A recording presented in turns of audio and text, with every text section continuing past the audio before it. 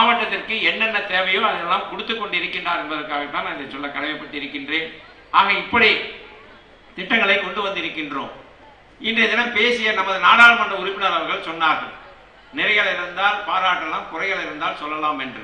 மாவட்ட ஆட்சியரிடத்தில் நேற்று மனுவை கொடுத்துவிட்டு இன்றைய தினம் இந்த கூட்டத்தில் வந்து சொல்லியிருக்கின்றார். நான் ஒன்றை மட்டும் சொல்ல கடமைப்பட்டிருக்கின்றேன். நாமக்கல் மாவட்டத்தை பொறுத்தவரை இங்கே இது போன்ற சட்டவிரோதமான செயல்கள் எதுவுமே இல்லை என்பதை நான் கருதிட்டு சொல்ல கடமைப்பட்டிருக்கின்றேன்.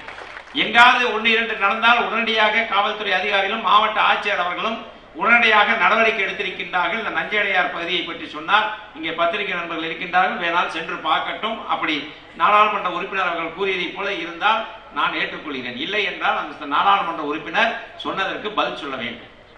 ஏதோ நாடாளுமன்ற உறுப்பினர் என்பதற்காக வந்துவிட்டு எங்கள் மேல் குறை சொல்ல வேண்டும் என்பதற்காக ஒரு குறையை சொல்லிவிட்டு சென்றிருக்கின்றார். ஒரு மாவட்டத்திற்கு இத்தனை திட்டங்களை கொண்டு வந்திருக்கின்றோம், இந்த திட்டங்களை எல்லாம் பாராட்டிவிட்டு அதற்கு பிள்ளை ஒரு கரும்புள்ளி வைப்பதை போல இதை ஒன்றை சொல்லிவிட்டு சொல்லியிருக்கின்றார் என்றால், அப்படி எங்காவது 1-2 எங்களுக்கு தெரியாமல் நடந்திருந்தால் கூட அதை எங்களிடத்திலே சொல்லியிருந்தால் உடனடியாக நாங்கள் நடவடிக்கை எடுப்போம். மணல் மட்டுமல்ல, எங்கள் மாவட்டத்தை பொறுத்தவரை எந்த சட்டவிரோதமான செயல்களும் இல்லை என்பதை நான் அறுதிவிட்டு சொல்ல கடமைப்பட்டிருக்கின்றேன். அந்த அளவுக்கு நாங்கள் இங்கே இருக்கின்ற அதிகாரிகளும் அதே போல மாண்புமிகு முதலமைச்சர் அவர்களும் எந்த பகுதியிலுமே இது போன்ற சட்டவிரோத செயல்கள் நடக்கக்கூடாது என்று சொல்லியிருக்கின்றார்கள்.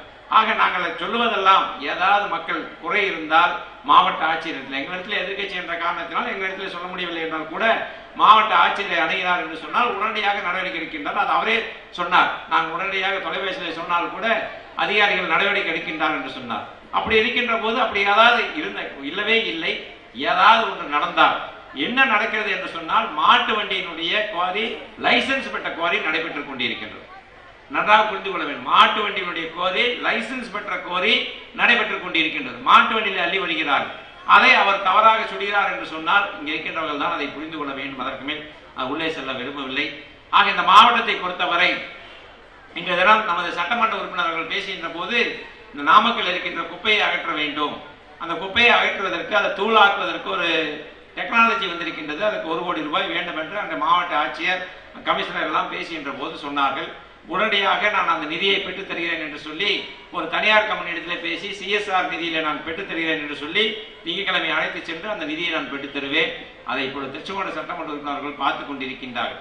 என்னுடைய பகுதியில் ஒரு கிராமமே புறக்கணித்து விட்டது, ஆகையால் எனக்கு போடாமல் நாமக்கலுக்கு போடவில்லை என்று சொன்னார்கள். உறுதியாக அந்த கிராம மக்கள் வாக்களிப்பை புறக்கணித்திருந்தாலும் கூட நேற்றுக்கு முன்தினம் என்னிடத்திலே வந்து பேசியிருக்கின்றார்கள்.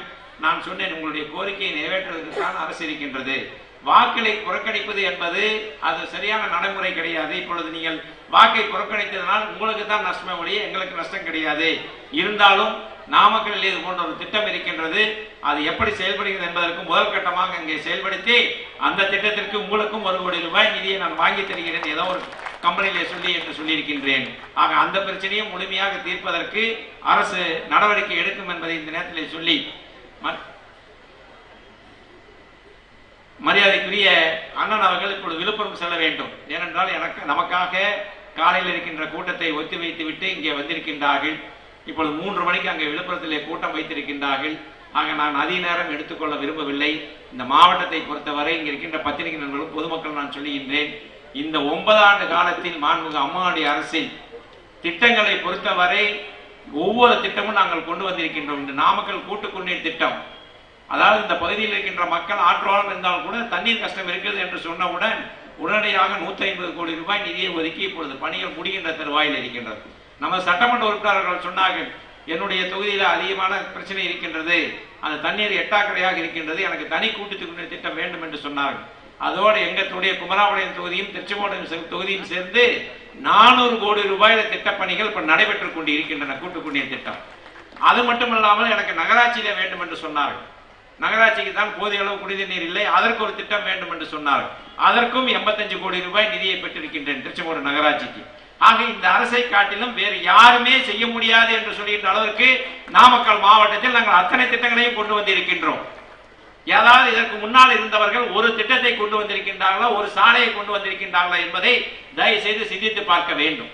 எங்களுடைய கடமை, நீங்கள் வாக்களித்திருக்கின்றீர்கள், நாங்கள் செய்ய வேண்டியது எங்களுடைய கடமை என்றாலும் கூட அதே கடமை தான் அவர்களுக்கும் இருந்தது.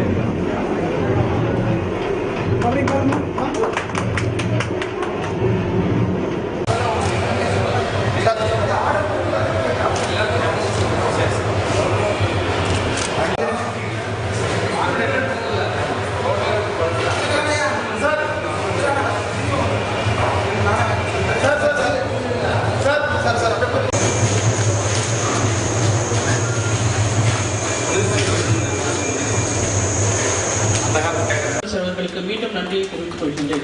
இந்த சிறப்பான விழாவில் கலந்து கொண்டு நாமக்கல் அரசு சட்டக்கல்லூரியை துவக்கி வைக்க வருகை தந்து சிறப்பித்துக் கொண்டிருக்கின்ற மாண்புமிகு அமைச்சர் பெருமக்கள் அனைவருக்கும் மீண்டும் அரசு அலுவலர்களையும் அனைவரும் பொதுமக்களையும் எங்கள் அன்பு மாணவ மாணவிகளையும் அன்போடு வரவேற்றுக் கொள்ள கடமைப்பட்டுள்ளேன்.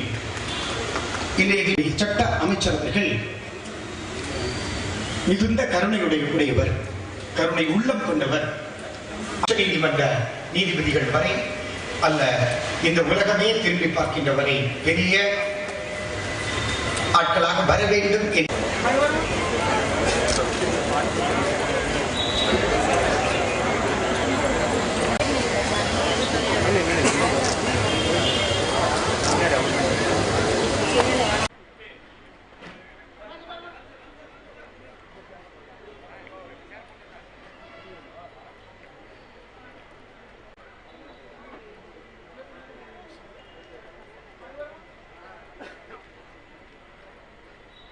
திட்ட விளக்குரை ஆற்றுவது, ஒரு கல்லூரியை ஆரம்பித்து வைப்பதிலே திட்ட இந்திய ஜனாதிபதியை கொடுத்த கல்லூரி, சட்ட கல்லூரியானது உச்ச நீதிமன்றத்துடைய 3 நீதிபதிகளை கொடுத்த கல்லூரி. உச்ச நீதிமன்றப்பட்டு வருகின்ற நமது நாமக்கல் சட்டமன்ற உறுப்பினர் திரு KPP பாஸ்கர் அவர்களும் அவர்களுடைய அன்பை பொழிந்து இருக்கின்ற எங்கள் அமைச்சரை பார்த்து நாமக்கல்லுக்கு ஒரு கல்லூரி வேண்டும் என்று கேட்டார்கள். நான் தான் கருணையின் பிறப்பில் இங்கே தரப்பட்டுள்ளது. இன்றைய தினம் அந்த அமைச்சர் அவர்களும் அந்த சட்டமன்ற உறுப்பினர்களும் நாங்கள் எல்லாம் அரசு அலுவலர்களாகிய நாங்கள் எல்லாம் மிகவும் பெருமிதப்படைகின்றோம். மாவட்ட ஆட்சித்தலைவர் அவருடைய உரையில் குறிப்பிட்டதைப் போல நாமக்கல் மக்களுக்கு கல்லூரியில் இந்த நேரத்திலே உங்களுக்கு அன்பாக தெரிவித்துக் கொள்கின்றேன். ஆக அவருடைய மனநிலை உயர வேண்டும் என்பதற்காக கட்டடங்கள் கட்டப்பட வேண்டும் என்பது, அதை போல 1000க்கும் மேற்பட்ட உயர் நீதிமன்ற நீதிபதிகளை கொடுத்த கல்லூரி நமது அரசு சட்ட கல்லூரி. அதை போல நல்ல சுபிக்ஷா அடுத்து